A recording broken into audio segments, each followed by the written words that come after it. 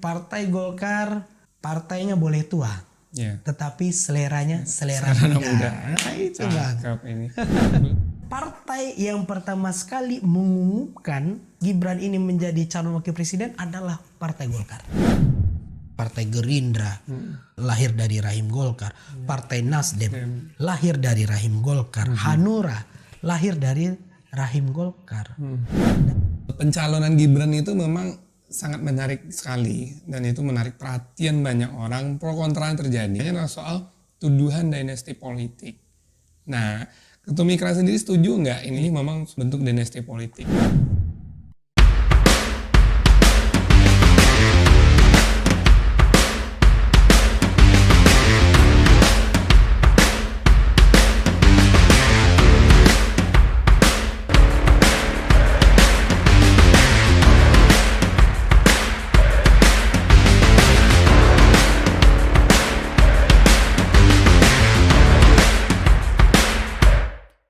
Assalamualaikum warahmatullahi wabarakatuh. Kembali lagi di Ruang Terang Politik, channel yang dibuat yang diproduksi oleh Polstra Institute dalam rangka ikut mewarnai dialektika pemilu 2024 ini, supaya setiap apapun yang berkaitan dengan konteks politik itu bisa dibahas di ruang terang, jangan di ruang gelap, karena di ruang gelap nanti yang ada fitnah, hoax, kebencian dan segala macamnya. Nah, kali ini saya kedatangan tamu, seorang tokoh anak muda, tokoh politisi muda yang dulu sempat bareng-bareng sama saya di HIPMI, menjadi komandan kita di HIPMI juga dulu.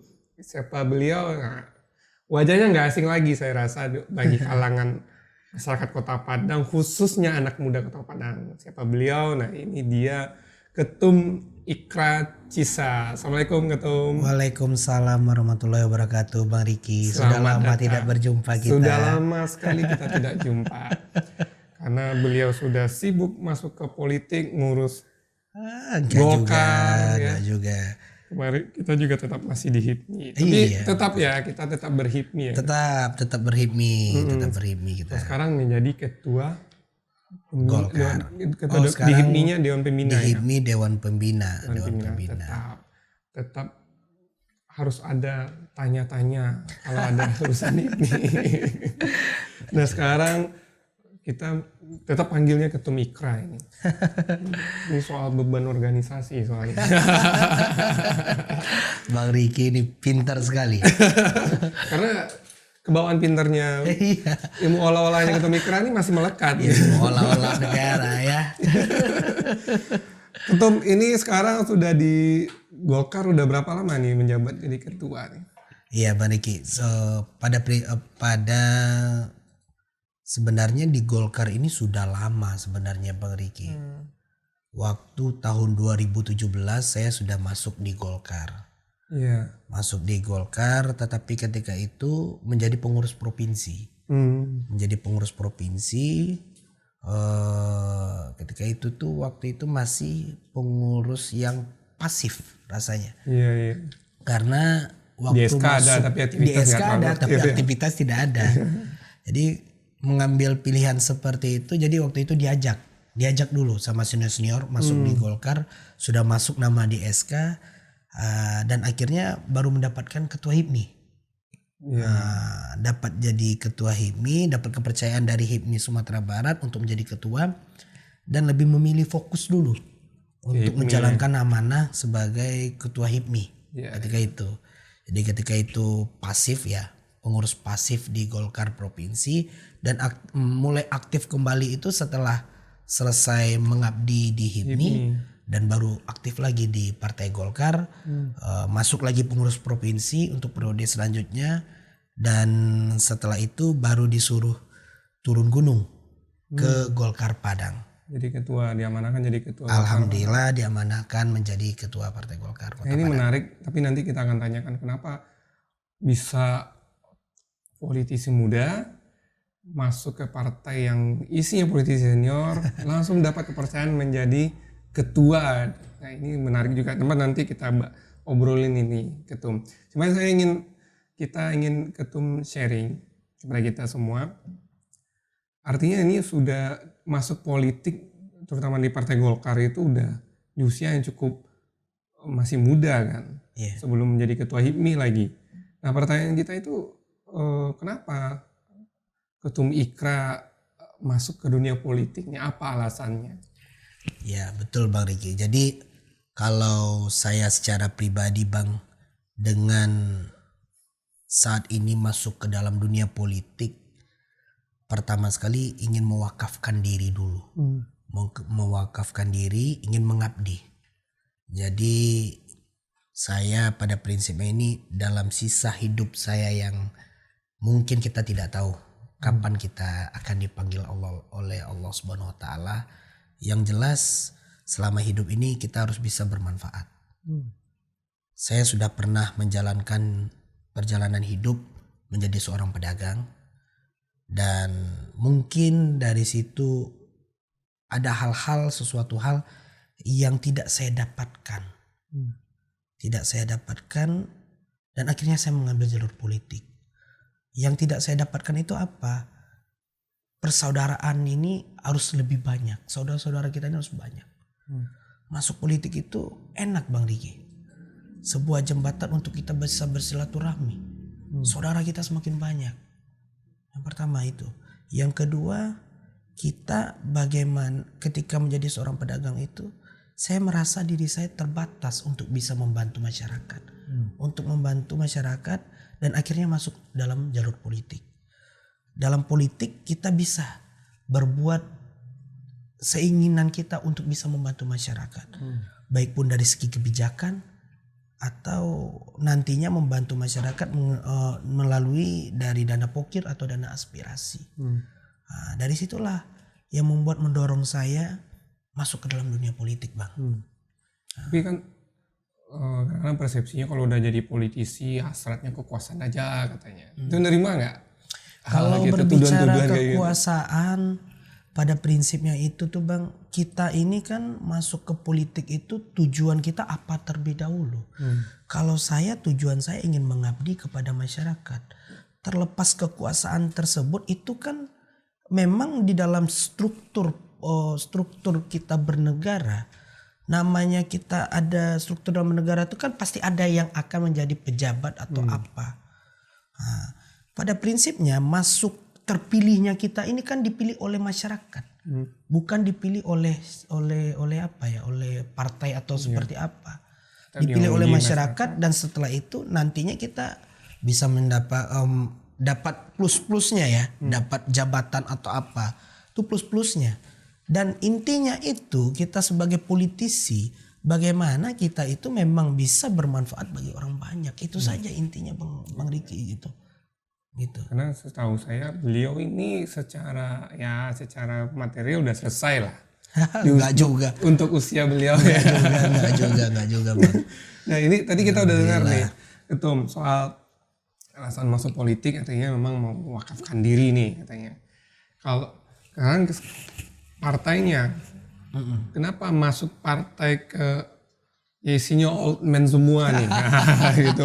Boleh dibilang Golkar itu kan politisi seniornya banyak. Iya. Terus kalau udah mayoritas diisi politisi senior, pasti budaya organisasinya juga nggak jauh-jauh dari budaya orang-orang senior. Nah tiba-tiba mau masuk politik, masih muda tapi masuk Golkar. Kenapa alasannya milih Golkar? Golkar ini kan partai yang sudah sangat paling banyak pengalaman Bang Riki.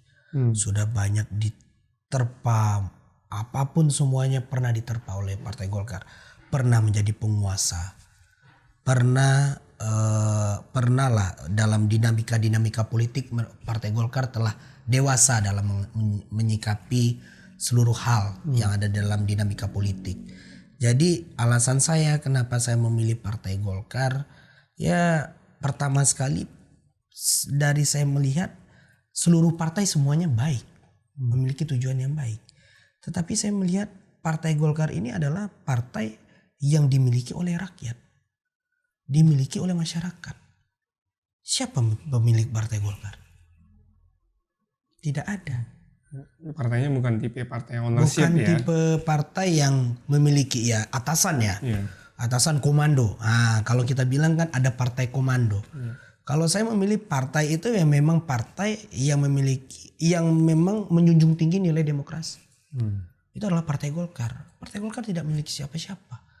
Bukan milik satu orang, tapi milik masyarakat, milik semua orang. Kalau ketumnya itu selalu berubah-ubah ya. Iya, dan ketumnya itu dari waktu ke waktu berubah-berubah terus. Jadi tidak ada yang namanya oh ini partai ini milik ini, nggak ada gitu. Dan maka oleh sebab itulah saya memilih Partai Golkar. Karena di Partai Golkar itu adalah tempat kita juga belajar.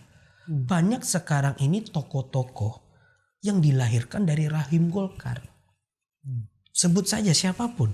Semua dilahirkan dari rahim Golkar. Bukan tokoh aja, partainya dilahirkan dari Partainya Golkar. pun juga dilahirkan dari Partai Golkar. Yeah. Mau disebut Partai Gerindra, lahir dari rahim Golkar. Partai Nasdem lahir dari rahim Golkar. Hanura lahir dari rahim Golkar.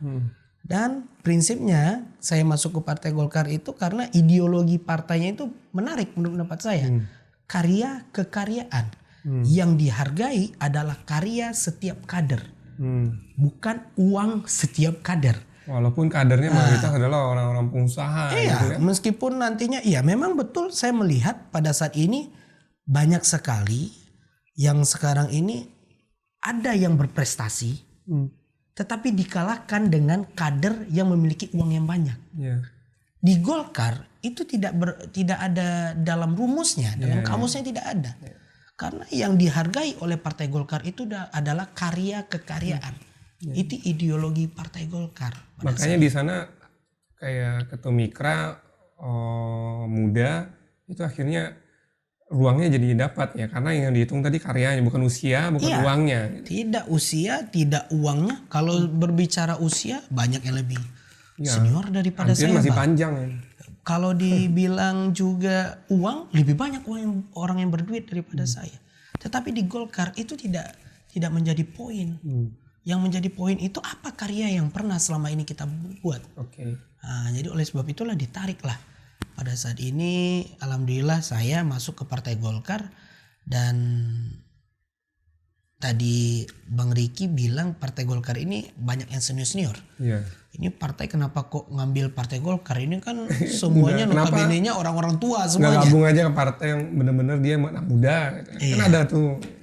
Jadi Bang, saya waktu itu memang. Dan pada saat ini Partai Golkar khususnya di Sumatera Barat. Itu ketua Golkar kabupaten kota ada 6 orang yang dari kalangan muda. Betul. 6 orang dari kalangan muda. Dari 19 kabupaten kota. Dari 19 kabupaten kota ada 6. Ketua DPD kabupaten kotanya itu dari kalangan anak muda. Jadi dalam artian Partai Golkar pada saat ini mempersiapkan siapa yang akan menjadi generasi penerus untuk masa keemasan Partai Golkar pada 10 atau 15 tahun ke depan. Nah, jadi Partai Golkar ini pandangannya itu bukan hanya pada pemilu tahun 2024 saja, tetapi memandang 10 sampai 15 tahun ke depan. Matanya udah jauh ke depan ya. Iya. Nah ini menariknya Ketum. Ketika Golkar ini artinya Golkar sedang melakukan sejarah baru lagi. Seperti 98. 98 itu dalam goncangan yang dahsyat. Golkar dalam sejarah tertuduh. Tapi Golkar tetap berhasil nih. Ini menyelamatkan diri. Tetap dipercaya lagi. Nah sekarang di dalam masa transisi usia politisi, Golkar sedang mempersiapkan diri. Ketum Mikra di dalam Golkar sendiri, biasanya kalau transisi ini kan agak sedikit goyang-goyang juga nih. Terutama pada saat sekarang masuk kalangan politisi muda. Di Golkar aja tercermin kan di Sumatera Barat itu ketua DPD kabupaten kotanya ada 6 anak muda. Nah itu gimana Mbak Ketum, dinamika di internal terutama di kalangan senior? Pasti ada sedikit yang nggak nyaman gitu. Ya pada prinsipnya ya Bang Riki ya, seluruh pengurus Golkar yang ada, yang para senior, memang mereka itu memiliki strategi dan kesepakatan bersama untuk bagaimana lebih menghargai kami dari kalangan-kalangan muda. Jadi dalam artian ketika kami masuk ke dalam Partai Golkar, ya memang betul-betul kami sangat dihargai. Berarti awareness-nya Jadi udah tidak juga ada ya? persaingan-persaingan antara kaum kolonial dan kaum milenial. Iya. Tidak ada persaingan. Nggak ada istilah ini ya. Saya udah lama ini. Oh tidak Golkar. ada, tidak ada di Golkar tidak ada seperti itu. Berdarah-darah di partai ini. Oh tidak ada. Yang ada kami saling isi mengisi. Oke. Nah, yang kaum yang tua mereka memiliki pengalaman dan jam terbang, dan kami yang muda memiliki energi baru, memiliki kekuatan baru, dan memiliki gagasan-gagasan yang baru. Ya. Jadi ini yang dikolaborasikan menjadi satu. Ibaratnya tercipta hubungan mentor-menti ya. Iya, Yang betul. senior mementori, junior iya. sebagai menti. Betul, seperti itulah Bang. Sangat terbuka Golkar berarti dalam. Iya, alhamdulillah pada saat ini Golkar sangat terbuka. Oke. Nah, Ketum, kita tadi sempat nyinggung soal ini. Golkar udah menatap masa depan nih. Karena sudah membuka ruang yang sangat besar bagi anak muda, bahkan menempati posisi-posisi strategis di pengurus partai, yaitu jadi ketua. Nah, sekarang beberapa hari yang lalu Golkar habis merayakan ulang tahun ke-59 ya? 59 tahun. Udah panjang sekali usianya. Kalau usia PNS tuh udah pensiun ya. Sudah. Udah pensiun. Nah, kita dalam pandangan Ketum Ikra Cisa ini, Golkar mau kemana habis ini? Arahnya kemana? Maksudnya dalam bicara masa depan, Golkar itu mempersiapkan diri seperti apa? Ya, pada prinsipnya Golkar, keinginan dari Partai Golkar itu adalah tiga kemenangan beruntun lah, tiga kemenangan lah. Baik pun Pilpres terlebih dahulu, kemenangan Pilpres, kemenangan Pileg, dan kemenangan di kepala daerah. Itu adalah tugas pokok kami terlebih dahulu. Dalam artian kemenangan ini tentunya kami sekarang ini turun kepada masyarakat, yang mana masyarakat ini sudah merindukan eranya Golkar yang dulu. Eranya, kalau kata masyarakat yang lama, eranya Soeharto lah ibaratnya gitu. Sangat merindukan. Masyarakat masih sangat merindukan zaman Pak Soeharto dulu. Mana politik di stabil. mana semua politik stabil, semuanya stabil. aman, ekonomi stabil. Masyarakat sangat merindukan hal itu lagi Bang. Jadi pada prinsipnya sekarang ini keinginan dari Partai Golkar tidak lain tidak bukan menginginkan dan mengharapkan Indonesia ini akan menjadi 2045 akan menjadi Indonesia yang emas. Indonesia yang emas ini pada prinsipnya itu menginginkan masyarakat itu sudah menjadi masyarakat yang ekonominya menengah ke atas gitu. Bukan lagi angka kemiskinan ini sudah kita turunkan lagi gitu. Itulah Bang Riki keinginan dari Partai Golkar. Jadi mengincar 3 kemenangan ya? Ya, Pilpres, Pileg, dan Pilkada. Oke. Pilkada berarti Padang siapa yang disiapkan? Jangan Ketum Ikra. Aduh, belum tahu Bang Riki. Kalau pada prinsipnya kalau untuk Pilkada Padang kita melihat karya dari para kader-kader Golkar dulu. Hasilnya itu dari Pileg. Hasil dari Pileg. Hasil dari Pileg kita lihat karya mana yang paling terbaik. Kalau Ketum Ikra sendiri maju di daerah Dapil 1 Provinsi Sumatera Barat. Maju provinsi, daerah Dapil 1 itu Kota Padang. Iya, Kota Padang. Nah, saya masih penasaran Ketum soal Golkar merekrut anak muda. Ini kan ya bagi kita kalau kita dalamin ini memang suatu fenomena yang unik. Saat di Golkar itu kader senior yang masih banyak ngantri, terus pengalaman sangat panjang, tapi tiba-tiba mampu membuka diri yang luas untuk anak muda. Kita mau tarik ke belakang jauh nih. Ketika Ketum Ikra masuk ke Golkar. Kita ingin Ketum Ikra cerita lah. Kita seperti apa sih Golkar itu melakukan pola rekrutmen terhadap anak muda nih? Apakah Golkar itu soalnya nampak Ketum Ikra nih, ayo masuk Golkar ya apa gitu aja, atau ada lembaga atau think tank awal ini masuk sini dulu baru masuk pengurus ini sampai sekarang jadi betul. Ketua. Ini kan sangat cepat sekali, ada 6 anak muda yang jadi ketua gitu kan. Pola rekrutmennya apa? Apakah masuk langsung jadi gitu? Oh enggak. Kalau di Golkar ini kan ada sistematik, ada aturan mainnya lah Partai Golkar. Ada ADRT yang harus kita taati. Dalam sistemnya kalau seperti saya, Golkar ada tingkatan-tingkatannya Bang Riki. Kalau kita di anak muda itu ada namanya organisasi sayapnya itu AMPG. Anak Muda Partai Golkar. Berarti itu Mikra juga pernah sempat di AMPG juga dulu ya? Masuk di AMPG dulu, dan ketika itu dari AMPG ditarik menjadi pengurus provinsi. Banyak jenjang itu ada Bang Riki. Jadi kalau di Golkar tuh itu enaknya Bang. Yang akan menjadi ketua itu memang harus kader. Memang harus kader yang telah menjabat sekitar 1 periode penuh. Ya, kayak fenomena sekarang yang kayak akuisisi pemain bola aja nih. Langsung jadi ketua. Langsung jadi ketua. Enggak, kalau di Golkar tidak seperti itu. Dan syarat untuk menjadi ketua, ketua itu ada persyaratan juga Bang. Harus menjadi pengurus dulu. Harus menjadi pengurus selama 1 periode penuh. Setelah itu dia memang ingin memiliki cita-cita yang membesarkan partai. Jadi banyak. Jadi tidak hanya sekedar dapat instan seperti itu saja untuk mendapatkan ketua Partai Golkar gitu. Kalau ketum juga cukup panjang, dari MBG pernah jadi pengurus provinsi, baru dapat kepercayaan di ketua partai. Nah, saat mau bergabung dulu itu ada nggak keraguan ke Golkar ini? Masa iya? Apakah saya bisa besar nggak ya? Karena tidak ada sama sekali. Karena rame senior ini gitu. Tidak ada sama sekali. Malah saya sangat senang di Partai Golkar. Karena saya pun merasakan Mariki. Semuanya itu setiap sistem, setiap perjuangan kita dihargai seluruhnya Bang. Sekecil apapun? Sekecil apapun, apa yang kita perbuat untuk partai sangat dihargai di Partai Golkar.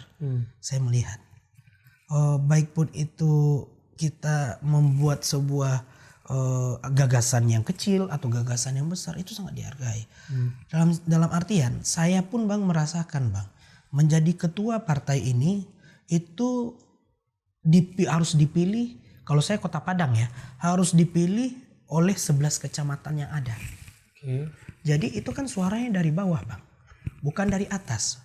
Jadi mungkin berbeda-beda ya partai-partai politik ya. Mungkin kalau Partai Golkar itu tidak bisa harus minta ke pusat, pergi ke pusat terus minta jadi ketua baru langsung dapat SK. Tidak seperti itu menjadi ketua partai di Golkar. Tunggu ketum partai di bandara kayak gitu ya. Ngopi dulu di bandara kan, ngopi dulu di bandara. Terus nanti bayar berapa baru jadi ketua partai? Enggak, di Partai Golkar tidak seperti itu. Dari Partai Golkar itu harus ada rekomendasi beberapa kecamatan. Kalau jadi ketua kota ya, harus ada rekomendasi dari beberapa kecamatan, dan setelah itu salah satu syaratnya juga jadi ketua. Dan alhamdulillah ketika itu saya secara pribadi Bang, itu 11 kecamatan yang ada di Kota Padang saya kunjungi dan saya kunjungi dan meminta dukungan dari mereka semua. Nah, ini menarik. Dan alhamdulillah dapat dari 11 kecamatan tersebut. 11-nya 11 kecamatan tersebut ya? Dan alhamdulillah 2021 saya terpilih jadi ketua partai. Jadi kenapa tadi yang bilang sama Mbak Riki, apakah ada rasa penyesalan masuk Golkar? Tidak. Karena Bang, pada saat ini saya alhamdulillah menjadi ketua partai. Nggak ada yang namanya ketua partai itu malam jadi ketua partai, besok pagi kita berhenti jadi ketua partai, tidak bisa seperti itu. Di Golkar tidak ada yang seperti Mekanismenya nggak secepat itu gitu. Kalaupun saya nanti diganti, itu harus rekomendasi 11 kecamatan, bukan dari pusat. Tidak serta-merta tunjuknya seorang kekuasaan partai politik bisa mengubah keadaan ya. Makanya oleh sebab itulah saya sangat tidak pernah untuk menyesal masuk ke Partai Golkar. Oke Ketum, tadi kita udah bicara soal motivasi Ketum masuk politik, masuk Golkar, dan seperti apa gambaran masa depan Golkar ke depan. Nah, kita sekarang bicara dapil nih. Karena katanya tadi maju DPRD Provinsi Sumbar, dapil kota. Dapil 1 Kota Padang. Dapil 1 Kota Padang. Nah, dapil 1 Sumbar. Dapil 1 Sumbar itu nama kotanya daerah Padang. Pemilihannya Kota Padang. Daerah pemilihan Kota Padang. Oke. Nah, bicara Kota Padang nih. Bagaimana penilaian sosok Ketum Ikra Cisa yang cukup lama di Padang, sudah berkecimpung di HIPMI, sekarang masuk ke politik, ya. Melihat Padang itu dari segi progres pembangunan dan kesejahteraannya gimana menurut penilaiannya Ketum Ikra Cisa? Kalau saya melihat sekarang ini dari segi pembangunan dulu ya Bang ya. Pembangunan Kota Padang pada saat ini ya di angka yang standar ya menurut pendapat saya. Pembangunannya standar-standar begitu-begitu saja. Dari saya sudah masuk 30 tahun saya tinggal di Padang. Saya melihat pembangunannya masih seperti itu saja. Masih belum ada, bukan berarti tidak ada pembangunan. Pembangunan ada, tetapi tidak terlalu signifikan sekali pembangunannya. Baik pun itu dari infrastruktur atau destinasi wisata masih belum banyak yang terlalu berkembang. Masih tertinggal lah dengan provinsi kota-kota yang lain kalau saya melihat. Dan kalau saya melihat juga di Kota Padang pada saat ini yang paling sangat utama PR besar di Kota Padang yaitu dari sektor dunia pendidikan. Dunia pendidikan. Saya sudah berkeliling ya Bang ya. Sudah berkeliling di beberapa titik, bertemu dengan masyarakat, berjumpa dengan masyarakat. Kendala dari masyarakat itu masih dalam sektor dunia pendidikan. Apa yang jadi kegundahan masyarakat di bawah? Kegundahan masyarakat yang di bawah tidak lain tidak bukan biaya Bang. Biaya pendidikan. Biaya pendidikan. Yang mana yang mengatakan 9 tahun wajib belajar gratis itu tidak ditemukan. Belum ditemukan di Kota Padang tersebut. Sekarang ini masih ada mungkin beberapa sekolah yang masih memungut biaya komite. Padahal itu dilarang. Padahal itu sudah dilarang. Tetapi masih Bang. Masih ada sekolah-sekolah yang masih memungut biaya komite. Meskipun itu ya itu terserah dari wali murid. Tetapi masih ada pada prinsipnya. Dan alasan dari komite tersebut adalah untuk pembangunan sekolah. Padahal secara anggaran untuk pendidikan itu udah mandatori 20%, itu gede kan. Bukan lagi tugasnya wali murid atau orang tua untuk membangun sekolah. Yang membangun sekolah itu adalah pemerintah. Bukan orang-orang tua wali murid yang membangun sekolah tersebut. Dan sekarang ini masih banyak ditemukan sekolah-sekolah yang ada di Padang ini masih memungut biaya komite. Sepanjang Ketum Ikra udah turun ke bawah ketemu masyarakat, permasalahan ini sampai ada nggak yang akhir putus sekolah? Banyak. Sampai putus sekolah. Banyak masyarakat yang sudah tidak sanggup lagi membiayai sekolah dan akhirnya masyarakat ini lebih memilih jalan pintas. Jalan pintasnya apa? Mereka ingin mengambil paket C. Dan ketika mengambil paket C, mereka tidak memiliki biaya untuk biaya lagi kan untuk mengambil paket C. Karena apa? Ijazah kalau untuk masuk kerja itu minimal sekarang ini SMA. Jadi masih belum ditemukan yang sekolah wajib sekolah 9 tahun yang gratis itu masih belum ditemukan. 12 tahun itu masih belum ditemukan di Kota Padang kalau saya melihat. Dan untuk selanjutnya programnya ada tapi tidak dijamin masyarakat luas bisa menikmati program itu semua karena ternyata masih ada yang biaya komite memberatkan. Betul. Bahkan ada yang opsinya milih putus sekolah. Dan yang satu lagi PR besar untuk Kota Padang ini dengan sekarang ini sistem zonasi.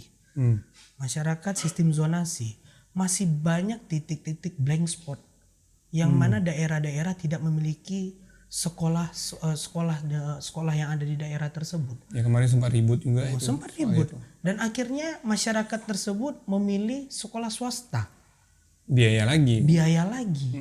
Ini yang tidak didapatkan oleh masyarakat terkait masalah sektor dunia pendidikan.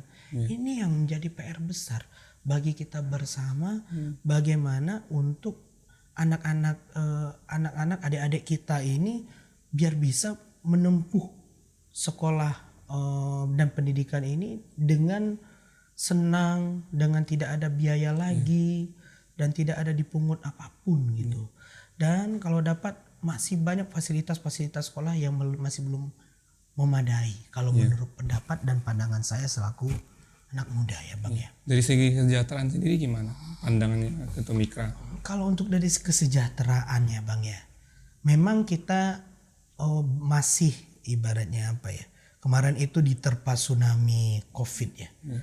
Masyarakat sekarang ini baik pun dari mau ekonomi yang dari kalangan bawah, kalangan menengah, kalangan atas, semua sekarang masih merasakan angat-angat dingin ya, panas-panas dingin. Ya apalagi ada isu ini ekonomi global juga lagi ekonomi global tidak ada sekarang kepastian. lagi itu. Jadi sekarang ini memang kita sangat membutuhkan sosok-sosok pemimpin-pemimpin yang cerdas dan memiliki gagasan-gagasan untuk mensejahterakan masyarakat. Dan saya sangat berharap pemilu tahun 2024 adalah pemilu yang berkualitas dan menghasilkan orang-orang yang baik dan yang memikirkan kesejahteraan masyarakat dan dunia pendidikan masyarakat. Jangan itu yang sekadar FOMO istilah. Bukan hanya sekadar sekarang. FOMO saja, yang memang betul-betul pedulilah dengan masyarakat. Karena politik yang ada di negara kita ini, di bangsa kita ini harus diisi oleh orang-orang yang baik lagi. Dan gitulah Bang. Nah, kalau Ketum Mikra sendiri mau concern memperjuangkan hal apa nih?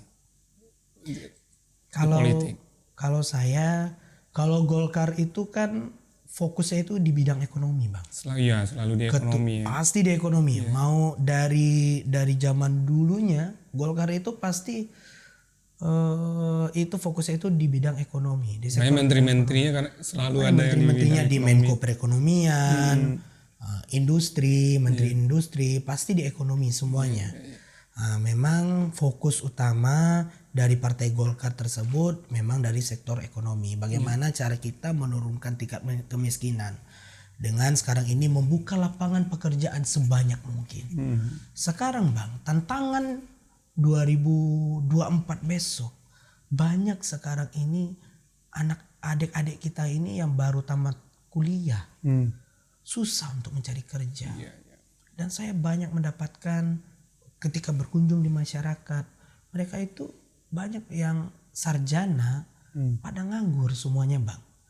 Nah, ini yang menjadi PR besar kita, bagaimana cara membuka lapangan pekerjaan sebanyak mungkin di Sumatera Barat. Dan ketika saya menjadi ketua HIPMI Bang, memang fokus kita itu kan untuk supaya mendoktrin adik-adik HIPMI, perguruan tinggi atau yang di universitas, untuk setelah mereka tamat bukan mencari kerja, tetapi membuka lapangan pekerjaan.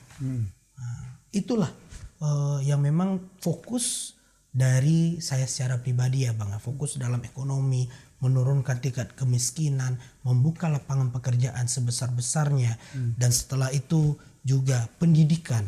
Bagaimana cara pendidikan ini memang betul-betul sampai 12 tahun, bukan 9 tahun lagi, 12 tahun.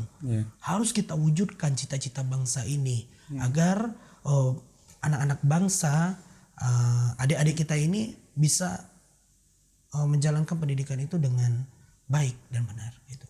Oke. Nah, memang juga kita kalau boleh titip aspirasi juga, mumpung ini ada caleg. Karena kalau hubungan dengan caleg itu harus gini nih, titip aspirasi gitu kan. Syukur-syukur nanti kita doakan Ketum Mikra duduk. Ini persoalan di Padang ini selain pendidikan Ketum, kita juga merasa masalah tawuran ini juga intensitasnya makin sering nih. Bahkan kalau kita lihat di sosmed nih kayak ada SMK atau SMA yang doyan tawuran itu udah kayak terbikin ekosistem dan mereka seru dan asik di sana. Ada sosial media sendiri, geng-geng tawuran. Nah, ini kan kayak udah nggak bisa dibendung. Kayak itu menjadi sebuah habit yang merasa eksistensi mereka hidup di sana. Kita juga titip nih kepada Ketum melalui Golkar, ini juga tolong diperhatikan sama LGBT nih, kasusnya juga udah sangat mengkhawatirkan. Yang selanjutnya, yang terakhir itu kita satu sisi merasa kita juga mengalami krisis moral. kita mendengar hampir setiap minggu itu ada anak kecil di apa namanya istilahnya, orang tua perkosa anak. Ini kan mengkhawatirkan. Kita berharap Golkar juga ikut memperhatikan ini, Ketum. Siap. Kita tutup ini. Siap. Nah, kita udah bicara Kota Padang. Selanjutnya kita naik nih ke pembahasan yang lagi seru-serunya. Dan itu memang titik epicentrumnya di Partai Golkar nih. Iya. Ya, mengejutkan. Ketika Ketum Golkar, Pak Erlangga Hartarto malah mengumumkan, mendorong dan mencalonkan Gibran Raka Buming Raka untuk menjadi cawapresnya Pak Prabowo. Ini makin seru nih Golkarnya nih. Seperti yang saya tanyakan tadi, partai udah senior, banyak politisi senior, tidak kekurangan tokoh lah untuk mencalonkan, bahkan cawapres sendiri. Tiba-tiba Golkar ini mengusung generasi yang cukup jauh, itu Gibran yang baru umur 36 kalau nggak salah. Nah ini gimana responnya Ketum Mikra ini? Ini sangat menarik Bang, sangat menarik menurut pendapat saya. Sekarang ini perjalanan Golkar, kita melihat dulu flashback ke belakang. Hasil dari keputusan Partai Golkar sebelumnya, yaitu mencalonkan Bapak Erlangga menjadi seorang presiden, Tetapi saya melihat dari sosok Pak Erlangga, beliau lebih memilih bagaimana nantinya kita harus mempersiapkan generasi penerus. Pak Erlangga menurunkan idealismenya, menurunkan keegoisannya untuk menjadi seorang pejabat. Pak Erlangga lebih mementingkan kepentingan yang lebih besar daripada untuk dirinya sendiri. Nah, dan kita melihat Partai Golkar pada saat ini sangat betul-betul menghargai para generasi muda. Yang mana kita melihat sekitar berapa tahun yang lalu, berapa bulan yang lalu, Golkar telah membuat sebuah sejarah, mengantarkan seorang kadernya untuk menjadi menteri olahraga, yaitu Mas Dito. Dan akhirnya mengukirkan sebuah sejarah, mengukir sebuah sejarah baru, menteri termuda selama Indonesia berdiri. Dan bukan hanya itu saja, kembali ke step selanjutnya.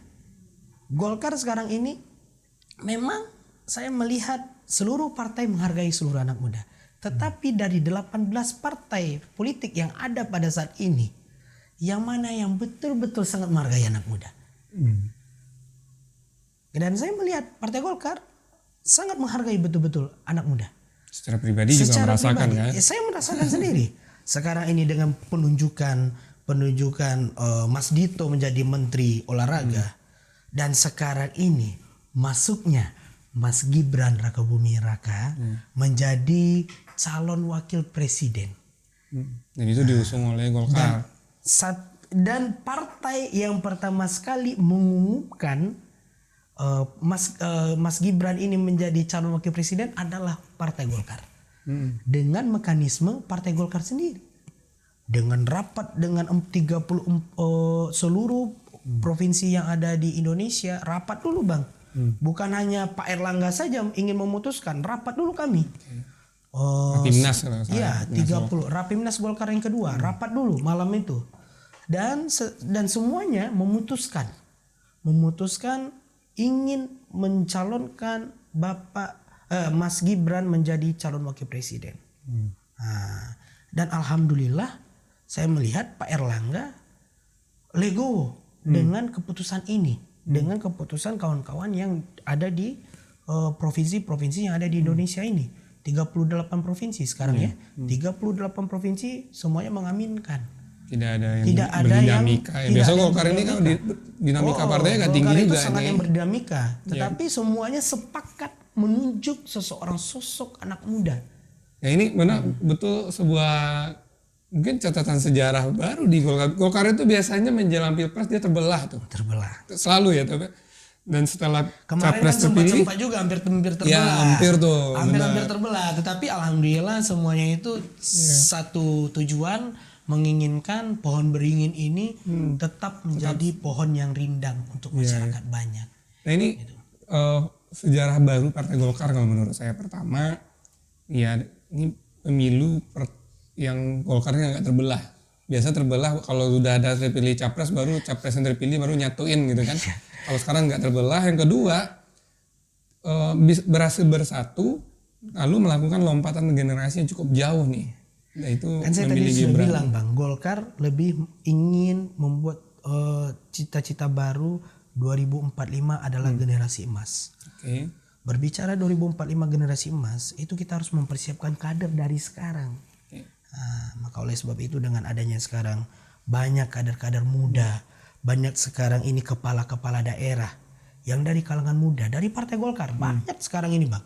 Baik pun dari sekarang ini setelah 98 tersebut, cita-cita dari anak bangsa, dari mahasiswa, yaitu bagaimana anggota DPR-nya itu dipilih oleh rakyat. Jangan lagi hanya itu saja. Dan semuanya alhamdulillah sudah terlaksana. Baik pun dari DPRD kota sudah banyak dari kalangan muda. DPRD provinsi sudah banyak dari kalangan muda. DPR RI sudah banyak dari kalangan muda. Apa yang belum bisa kita raih? Bupati juga dari kalangan muda. Wali kota banyak dari kalangan muda. Gubernur juga ada dari kalangan muda.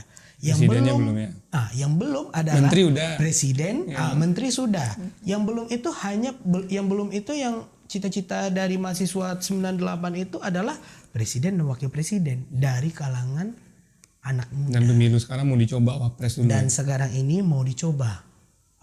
Alhamdulillah, dan kami pun dari Partai Golkar siap untuk memperjuangkan Mas Gibran dan menyuarakan Mas Gibran untuk Sumatera Barat, untuk bisa memenangkan Mas Gibran untuk Sumatera Barat. Seberapa keyakinannya Ketum di Golkar, pilihan politik Golkar hari ini itu boleh dibilang ini eksperimental lah. Ini bismillah ya Bang. Ya bismillah, dan itu bisa dimenangkan itu berapa? Kita sekarang ini tidak bisa menerka. Menerka-nerka kita tidak bisa karena pengumuman baru beberapa hari ini kan. Yeah. Dan kami pun sekarang ini lagi mengkonsolidasikan kepada masyarakat, menawarkan kepada masyarakat sudah saatnya anak muda yang membuat sebuah gerakan baru dan membuat sebuah perubahan. Mumpung juga nyalek sekarang sebagai salah satu tokoh muda juga kan opsi kan. Jadi satu helaan nafas itu. Oke, terakhir itu pencalonan Gibran itu memang sangat menarik sekali dan itu menarik perhatian banyak orang. Pro kontra yang terjadi. Nah, satu kontra, kalau pro-nya memang ya, akhirnya semua orang berpikir ini lompatan pemilu 2024 terjadi lompatan generasi yang cukup jauh nih. Ada harapan-harapan anak muda masuk mengambil jabatan politik tertinggi minimal wapres. Tapi ada kontranya nih, salah satu bahasa kontranya adalah soal tuduhan dinasti politik. Nah, Ketum Ikra sendiri setuju nggak ini bentuk ini memang sebuah bentuk dinasti politik? Jadi Bang Riki, kita melihat cara pandang. Cara pandang itu kan kita bisa melihat, Bang Riki melihat nih sebuah botol. Pasti melihatnya itu Abang memandang botol ini seperti apa dan saya memandang botol ini seperti apa pasti berbeda-beda. Kita memiliki konsep yang berbeda-beda dan memiliki cara pandang yang berbeda-beda. Dan sekarang ini cara pandang kita melihat Mas Gibran itu seperti apa. Kalau berbicara dinasti politik, kita melihat dulu tatanan negara kita itu apa. Kerajaan atau demokrasi. Kita ini negara yang demokrasi, bukan kerajaan. Yang mana kalau kerajaan itu yang menilai itu adalah seorang raja. Dan memilih itu adalah seorang raja. Disitulah namanya dinasti. Turun dari raja nantinya ke anaknya dan ini segala macam. Dan itu pun diatur oleh raja. Berbicara dengan negara demokrasi, siapapun berhak untuk untuk mencalonkan dan dipilih oleh masyarakat. Biarkan masyarakat yang menilai, biarkan masyarakat yang memilih. Tidak ada yang namanya dinasti di dalam negara yang kita demokrasi ini gitu. Yang ada itu pilihan dari masyarakat. Masyarakat ingin memilih siapa, masyarakat ingin menilainya seperti apa. Gitu loh Bang, kalau saya melihatnya seperti itu. Artinya kalau kita ambil kesimpulan, Gibran ini bukan produk dinasti politik. Bukan dinasti. Tapi keluarga politik iya. Keluarga politik iya, yang memilih itu kan tetap masyarakat. Iya. Memilih itu tetap masyarakat, siapapun boleh. Kita kan juga itu Bang, Bang Riki kan kita tidak bisa meminta kepada Allah Subhanahu Wa Taala, Tuhan Yang Maha Esa, kita dilahirkan dari rahim siapa kan kita nggak tahu. Mau kita dilahirkan dari rahim presiden atau rahim siapa kita kan nggak tahu kita dilahirkan dari rahim siapa. Tetapi ketika kita keluar dari rahim tersebut, kita memiliki cita-cita sendiri. Yeah. Dan kalau misalnya sekarang ini nilai plusnya itu kan Gibran sekarang anak presiden itu saja. Kalaupun dia Bang Riki pasti memiliki cita-cita juga kan. Yeah. Tapi kalau Gibran dikasih kesempatan pasti ingin juga kan jadi presiden atau wakil presiden kan. Tapi Mas Gibran ini kalau bukan dia bukan anak Jokowi, mungkin dia abang-abang biasa aja gitu. Gak dilirik juga sama partai politik gitu. Iya, tapi kalau kau melihat kita sekarang ini dengan bagaimanapun banyak juga kita melihat Bang, flashback kita lagi ke belakang. Banyak juga anak presiden. Banyak juga anak presiden yang sekarang ini dicoba juga menjadi capres dan wapres. Dan hasilnya juga nggak bagus juga, nggak ketemu lah, bukan nggak bagus, nggak ketemu, nggak dapat. Belum rezeki. Ya, maksudnya seperti itu, belum rezeki. Masih banyak juga anak-anak presiden yang boleh dikata ya belum rezeki lah. Dia menjadi kepala daerah dan jadi pimpinan daerah yang baik. Dan sekarang ini kita melihat aja kinerja. Dan sekarang saya melihat Mas Gibran ini tingkat kepuasan masyarakat Solo seperti apa dia memimpin di sebuah daerah. Kita melihatnya dari situ saja.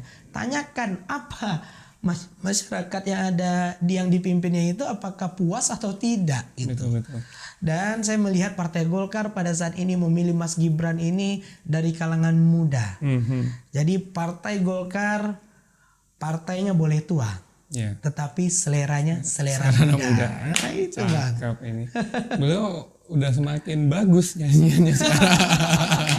Kalau dulu nggak bisa nyanyi ya. Iya. Tapi saya jadi orang yang saksi proses pembentukannya Ketum Ikra ini. Karena memang kalau sekali-sekali ketemu memang ada bedanya nih ya. Karena sekali ketemu, karena beliau pasti ada pembentukan karakter yang terus menerus seiring dengan ekosistemnya yang arena yang ditempuh juga semakin berat. Ini sekarang udah masuk ini pertempuran pertama ya Tum ya. Pemilu? Iya, dalam pertempuran pemilu ini pertempuran pertama. Dan Bang, memang setiap seseorang itu dibentuk pelajaran yang paling sangat berharga di dalam diri kita itu adalah pelajaran yang di lapangan, bukan pelajaran yang di dalam sekolah. Dan saya pun terbentuk dari lapangan Bang, dari masyarakat, berjumpa dengan masyarakat, berdialog dengan masyarakat. Hal itulah yang membuat saya secara pribadi alhamdulillah seperti kata Bang Riki, semakin hari kok bisa berbeda ya. Berbeda cara pandang, ini berbeda cara pandang. Memang itu terbentuk karena kita telah turun. Jadi kepada adik-adik, kawan-kawan semua, kita itu memang harus dituntut belajar itu bukan hanya di sekolah saja. Belajar itu ya seperti kita yang ada di lapangan, itu yang real sebenarnya kehidupan. Nah, gitu. Dan saya meyakini Ketum akan menjadi tokoh politik yang besar di Sumbar karena ini pembentukannya dari bawah. Pembentukan bawah dan tumbuh ya. Kadang-kadang ada yang dibentuk dari bawah tapi ke stuck gitu. Kalau Ketum kan yang bentuk dari bawah stuck itu bukannya sebenarnya stuck Bang.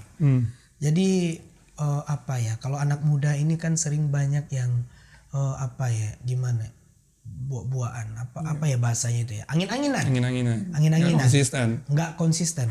Yang harus kita tuntut sebagai anak muda harus konsisten. Apapun yang terjadi, badai pun yang terjadi, kita harus konsisten dalam menjalankan struktur hidup yang akan kita jalani tersebut. Gitu Bang Riki. Oke, Ketua Mikra, terima kasih sudah Terima datang kasih banyak Bang Riki Ruang dan Terang Politik kawan-kawan Polstra. Terima kasih banyak telah mengundang saya dan alhamdulillah banyak juga diskusi-diskusi. Iya. Nanti jangan bosan Ketum kalau kita undang-undang lagi ke sini. Siap. Karena kalau ketua partai ini harus sering-sering diundang ngobrol karena yang mungkin bisa menceritakan kepada kita semua apa yang terjadi di dunia konteks politik pemilu sekarang ya ketua-ketua partai ini. Karena beliau-beliau ini menerima brief dari pengurus di atasnya. Siap. Ketum, terima kasih sudah datang. Terima kasih banyak ya Bang ya. Sudah mengundang. Sampai ketemu lagi di Ruang Terang Politik selanjutnya. Assalamualaikum warahmatullahi wabarakatuh. Waalaikumsalam warahmatullahi wabarakatuh. Terima kasih ya Bang ya.